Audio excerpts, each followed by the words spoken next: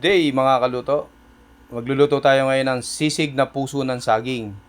Hihiwain natin ang puso ng saging na maninipis at pagkatapos natin hiwain, ilalaga natin ang puso ng saging.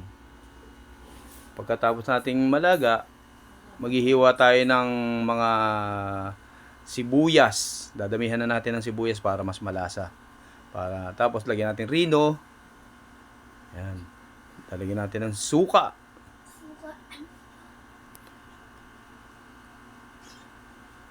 Asin, bechin, mga pampalasa para masarap.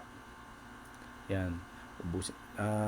Damihan nyo ang lagay ng sibuyas para maging sisig talaga ang ano niya, ang lasa.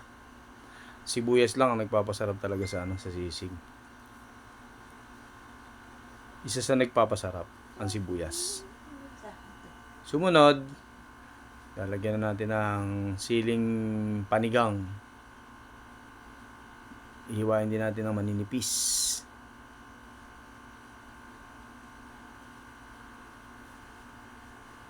Ayan, haluin natin. Haluin natin yung sibuya. Haluin natin para yung suka tumalab na rin sa sibuyas saka sa sili. Tapos lagyan natin ng mayonnaise. Haluin ulit natin. Ayan. Tapos pipigain natin yung puso ng saging. Ayan, kakatasin natin siya. Pipigain natin maigi. Para yung lasa nung ayan nga pala, sa tokwa maglalagay din tayo. Ihiwain din natin na maninipis yung tokwa.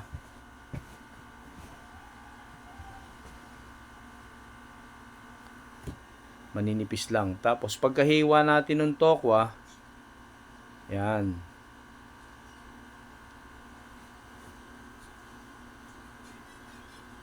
Ayan, pagkahiwa, hahaluin uli natin yung tokwa.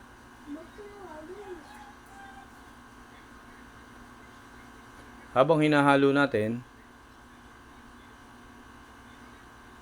ayan, magpiprito muna tayo ng atay ng manok. Ito ang isang pampalasa to. Ito mas masarap, atay ng manok, para hindi siya matigas. At pipigaan natin ng kalamansi para mas maganda ang asim. Ilalagay na natin yung atay ng manok. Tapos haluin uli natin para mag-mix na ang mga lasa ng mga ingredients. Ayan, naka-plating na siya. Titirahin na yan. Ayun. Ayan, busog na naman si kaluto. Ganun lang. Napakasimple lang. Kung may puso ng saging dyan sa bakuran nyo, tirahin nyo na. Basta, yung sabang puso ng... butuan pala. Ang mas masarap, butuan. At gawin nyo na. At baka maunahan pa kayo ng kapitbahay. Sarap, oh. At syempre, mas masarap to, pulutan at ulam. Okay, sarap.